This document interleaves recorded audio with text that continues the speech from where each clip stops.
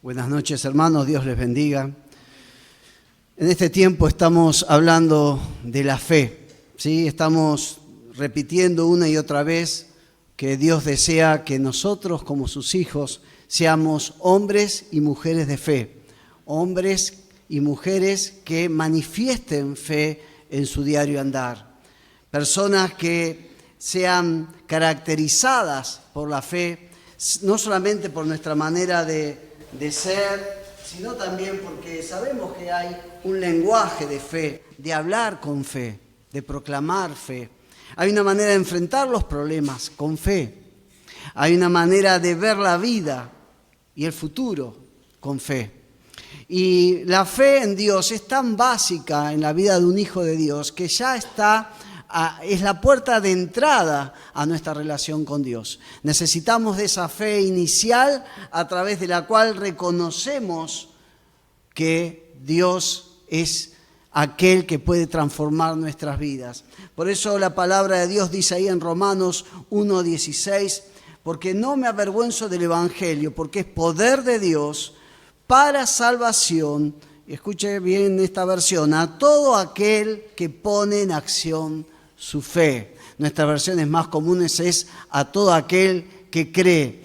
Pero la palabra de Dios nos muestra que en el momento inicial de la vida de un hijo de Dios está la fe. Es la puerta de entrada a nuestra relación con Dios.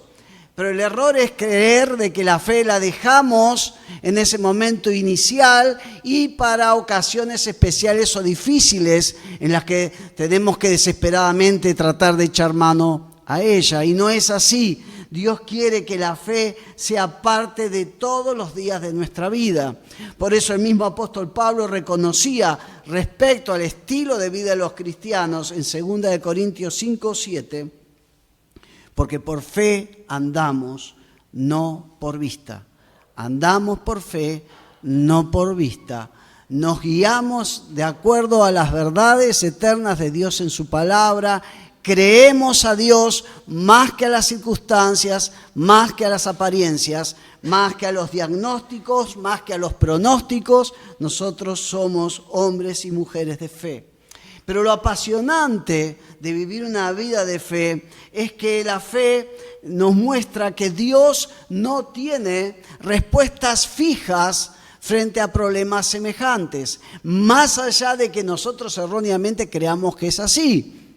Suponemos que, me pasó esto en el trabajo hace tantos años y Dios me guió a hacer esto, entonces ahora frente a un problema semejante, como decimos popularmente, ponemos el piloto automático y actuamos de la misma manera. Y no es así. La vida de fe es una vida de dependencia del Señor, en el cual a veces Dios, frente a una circunstancia semejante, nos hace actuar de manera diferente.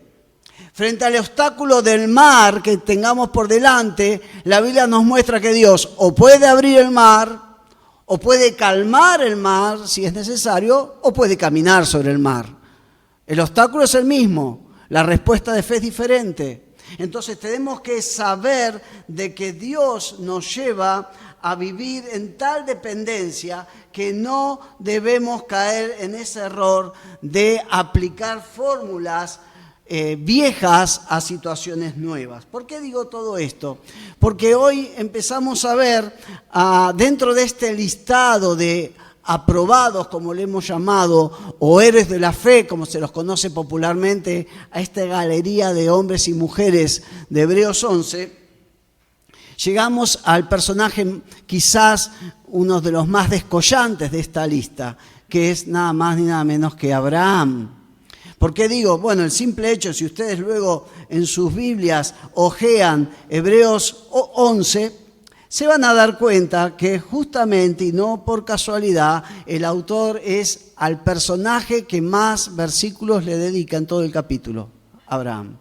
Pero lo que hoy quiero que veamos juntos de Abraham es justamente esto, de que por la misma fe en Dios vamos a ver que Abraham va a actuar de maneras aparentemente opuestas.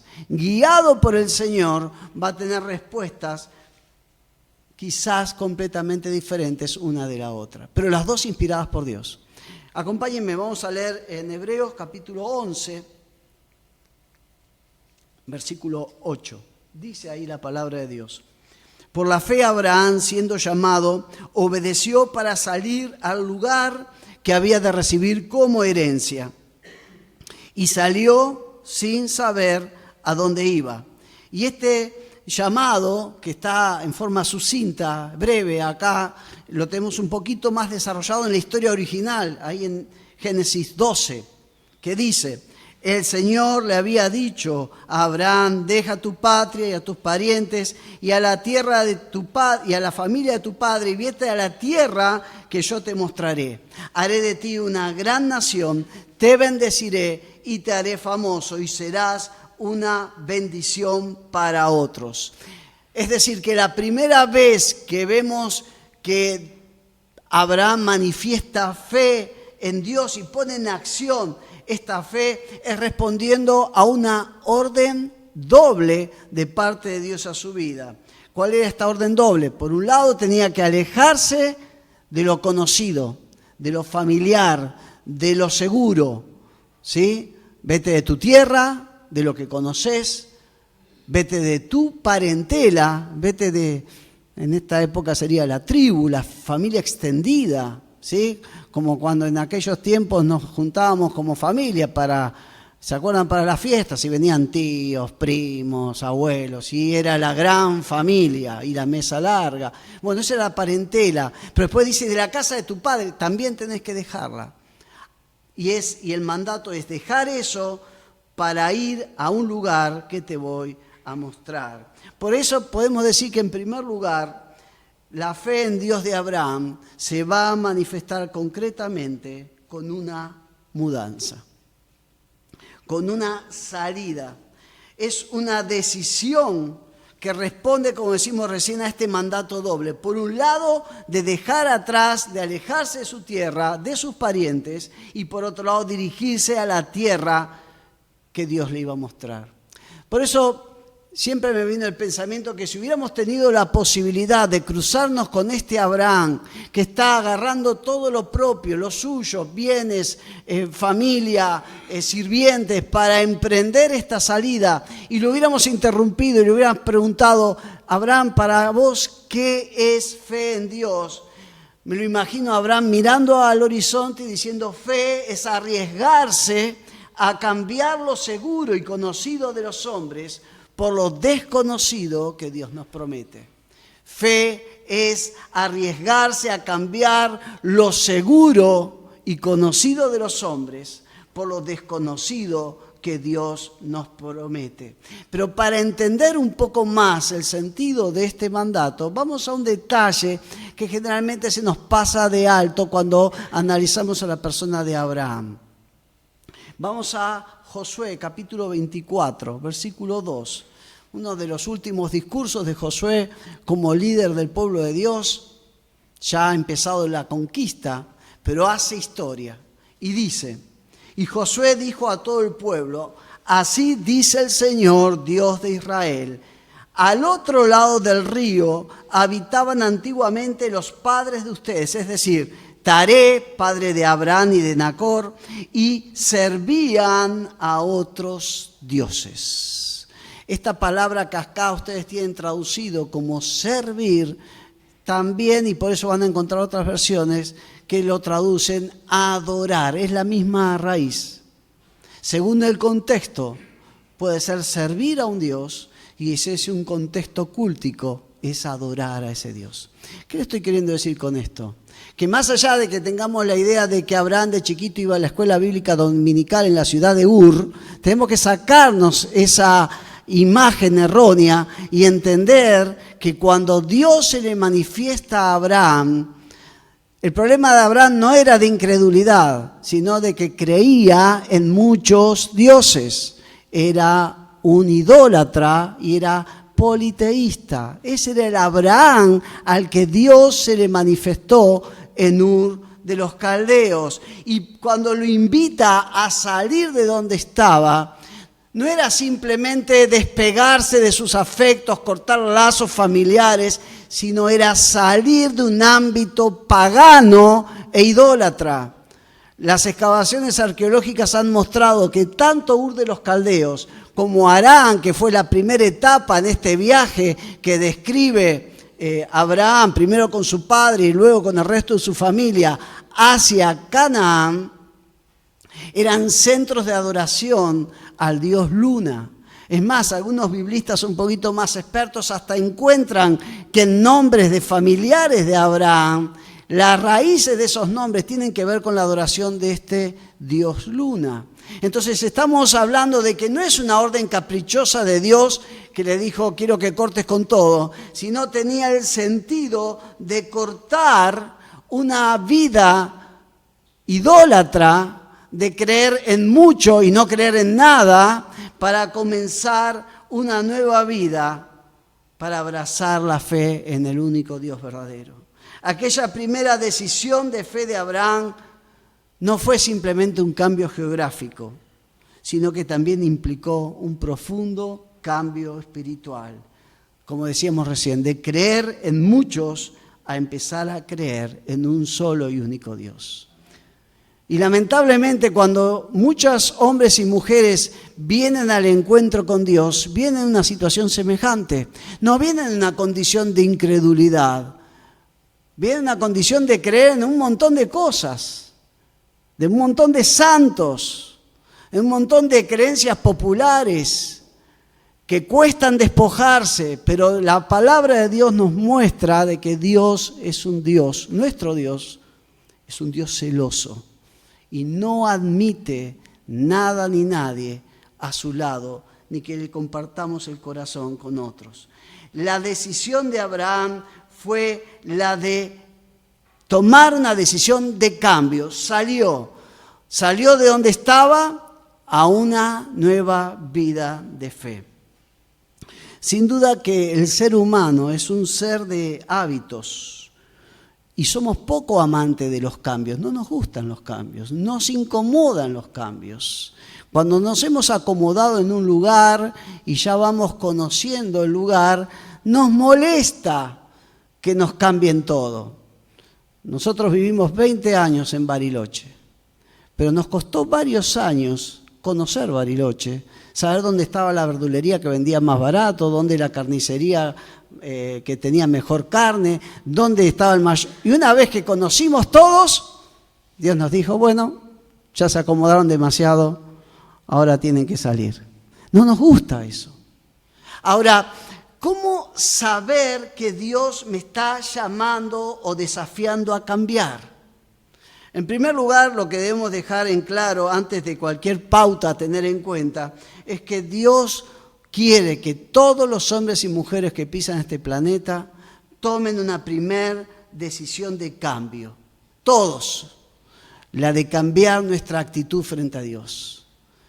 Una actitud de darle la espalda a Dios, una actitud de no tenerlo en cuenta a Dios, para abrazar una actitud de invitar a Dios a entrar a nuestra vida y a que sea parte importante de nuestras vidas. Ese primer cambio, nos guste o no, todos los tenemos que dar. Y la Biblia lo dice de una y otra manera, en uno y otro libro de la Biblia. Me encanta este pasaje del profeta Isaías, dice, capítulo 55, versículos 6 y 7, busquen al Señor mientras pueda ser hallado, llámenle mientras se encuentra cerca, que dejen los impíos su camino y los malvados sus malos pensamientos, que se vuelvan al Señor nuestro Dios y Él tendrá misericordia de ellos, pues Él sabe perdonar con generosidad.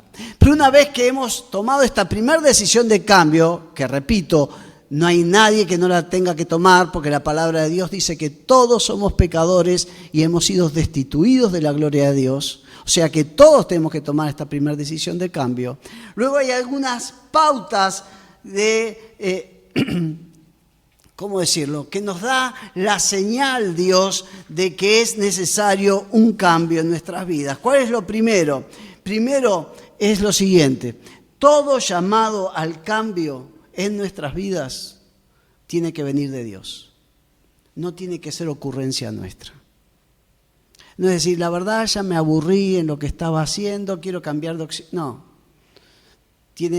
si es un cambio real en nuestra vida, si es necesario, Dios lo va a mostrar. ¿Y de qué manera lo va a hacer? Obviamente, a través de su palabra.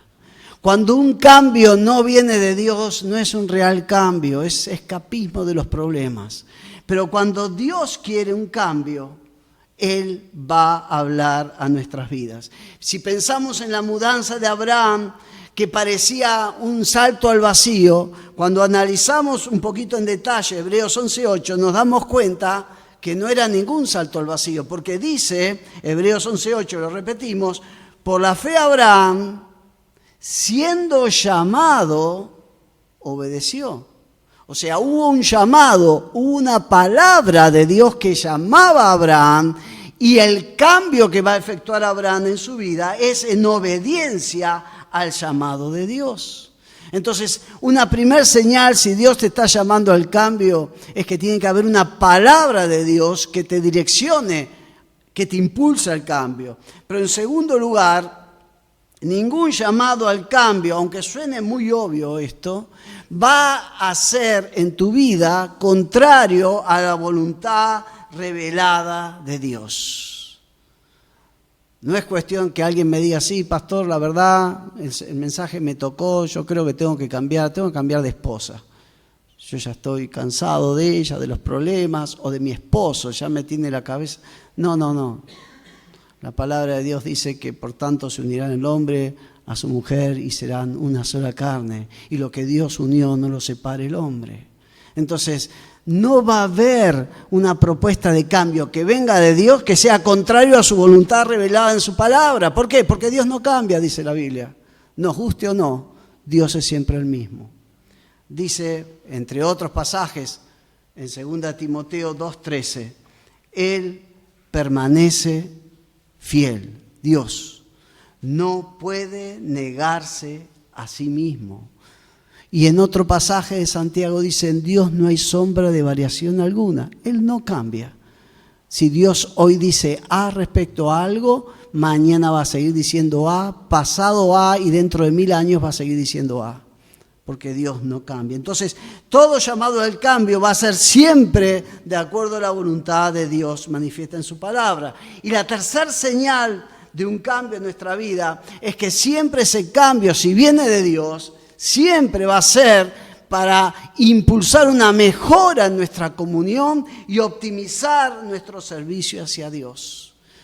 Nunca un cambio que venga de Dios sea, no, la verdad que voy a aflojar un cambio en el servicio al Señor, yo no quiero ser tan fanático, sí, no, la verdad me estoy congregando mucho, voy a tratar de ir una vez por mes, creo que... No, eso no va a venir del Señor. Porque todo cambio de Dios es para acercarnos más a Él y es para servirle mejor a Él. Por eso siempre me gustó esta frase que en todo verdadero discípulo de Jesús, todo cambio es hacia adelante y hacia arriba, nunca hacia atrás, siempre hacia adelante y hacia arriba. Ahora, la respuesta inicial de cambio, de ese abrupto cambio que tomó un día Abraham, de tal manera que emprendió una salida hacia lo nuevo de Dios para su vida y la de su familia, vamos a ver una segunda manifestación de fe por parte de Abraham, que si bien está íntimamente conectada con la primera decisión, en su naturaleza eran bastante diferentes. Miren lo que dice Hebreos capítulo 11, versículo 9. Por la fe, refiriéndose obviamente también a Abraham, habitó en la tierra prometida como un extraño en tierra extraña. Y vivió en tiendas con Isaac y Jacob, quienes eran coherederos de la misma promesa. La segunda manifestación de fe en la vida de Abraham, vamos a ver que es en su permanencia como extranjero en la tierra prometida. Si comparamos los verbos de las dos manifestaciones, las acciones de una y de otra, nos vamos a dar cuenta que son bastante distintas. El primero es una acción puntual, salir. Se puede medir en minutos, segundos, uno sale, toma la decisión y sale. La segunda es la acción de habitar, permanecer. persistir. Y esto ya no se mide en minutos, en segundos, sino en años. Es la decisión de permanecer. Ahora, fíjense, el texto bíblico es muy claro en aclarar este detalle, que no es simplemente la decisión de habitar en la tierra que Dios me prometió. Si fuera así, ¿quién no quisiera? Dios me promete darme una tierra, no sé en dónde voy, entro y la habito. Es muy hermoso eso. Pero acá el detalle son dos cosas a tener en cuenta. Es habitar primero en la tierra que Dios me había prometido entregar, pero no sintiéndome dueño de la tierra. Como extraño en tierra extraña. No es lo mismo estar en nuestra casa que estar en lugar ajeno. No es lo mismo saber de que este terrenito es mío y puedo hacer en él lo que quiera, que cuando se me ocurre poner una plantita viene alguien y dice, no, mire que esto es de fulanito de tal y él no quiere plantas. O quiero poner un cerco y me dice, no, si esto pertenece a... Así vivió Abraham el resto de su vida, armando y desarmando tiendas a lo largo y a lo ancho de una tierra que creyó que Dios le entregó, pero en la que vivió como si fuera extraño en tierra extraña. Por eso es una decisión de fe. Permanecer en un lugar que sé que es mío, pero las apariencias pintan lo contrario. Pero no es solamente habitar como extraño en tierra extraña, sino dice, en tiendas con Isaac y Jacob, coherederos de la misma promesa. Es triste, pero es real y fue parte de la voluntad de Dios. Pensar de que ni Abraham, ni su hijo Isaac, ni su nieto Jacob, en la línea de bendición, pudieron ver hecha realidad la promesa de Dios a el abuelo Abraham. Ni Abraham, ni Isaac, ni Jacob experimentaron el momento de tomar posesión de la tierra que Dios les había entregado, pero en fe permanecieron en la tierra. ¿Vieron cuando uno dice, no, la verdad que me sentía incómodo en tal lugar, entonces no podía seguir? Bueno, imagínenselo a Abraham, si no se sentía quizá incómodo, en un lugar que Dios le había dicho que iba a ser de él, y lo estaba viviendo como extraño en tierra extraña. Dice Hebreos 11:13, todas estas personas, miren qué lindo que está esta versión, todas estas personas murieron en fe. Murieron en fe.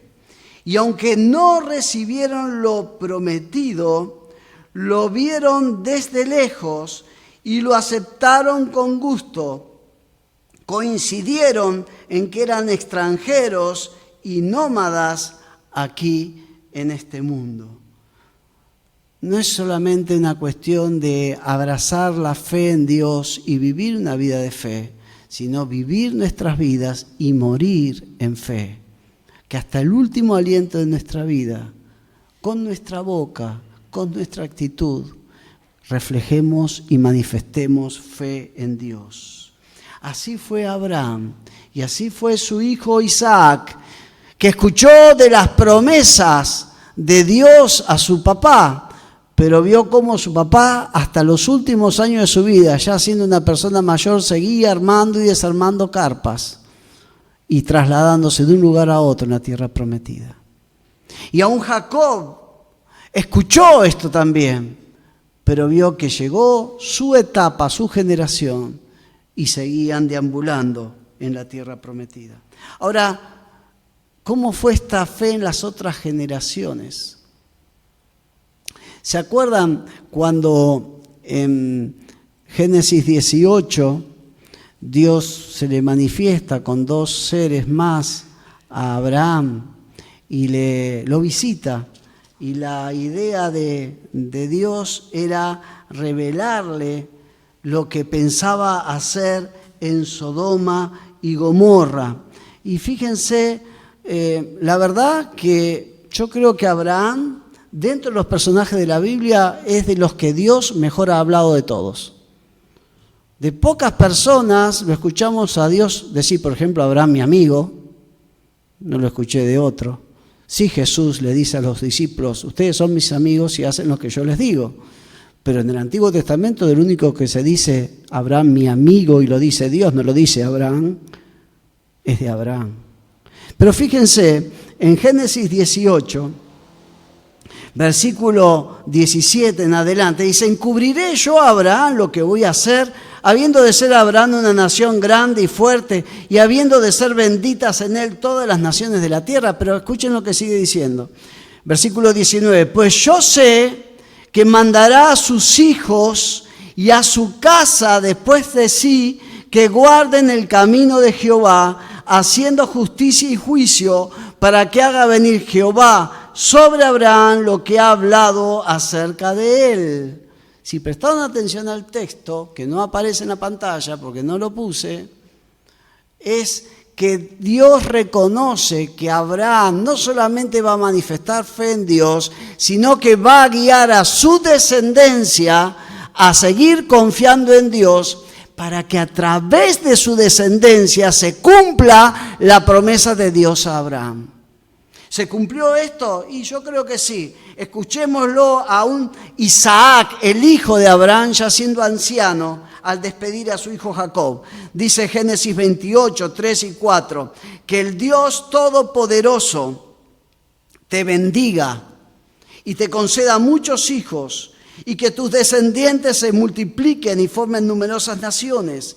Que Dios te dé a ti y a tu descendencia, escuchen bien, las bendiciones que prometió a tu abuelo Abraham, que llegues a ser dueño de esta tierra donde ahora vives como extranjero, porque Dios le entregó esta tierra a Abraham. No se escucha la queja de un viejo amargado acá. No se escucha una oración con cierto reproche a Dios. Se escucha la oración del hijo de alguien al que Dios le prometió algo y no lo vio hecho realidad, bendiciendo a su vez a su hijo para que la promesa que le hizo al padre de él pueda finalmente hacerse realidad en la vida de su hijo. Esta oración manifiesta fe. Escuchémoslo a Jacob, el nieto de Abraham, ya él siendo grande. Génesis 48, versículos 15 y 16.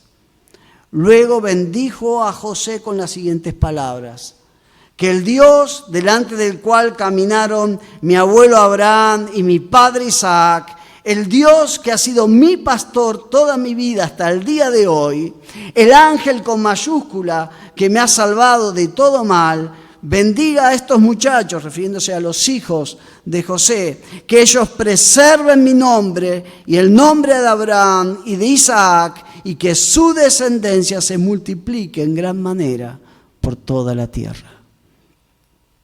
Tampoco vio hecha realidad esta promesa el nieto, pero seguía orando con la misma fe que la de su padre y la de su abuelo hacia las generaciones que vienen. En apariencias, la perseverancia y la obstinación son actitudes humanas bastante semejantes. El perseverante es el que justamente persiste, persevera, permanece en tratar de hacer algo, de lograr algo. El obstinado, en forma semejante al perseverante, también es alguien que persiste, que insiste en alcanzar algo o en hacer algo. La diferencia entre el perseverante y el obstinado es que al obstinado le están rogando y le están dando razones ciertas para que deje de hacer lo que está haciendo, porque no es lo correcto.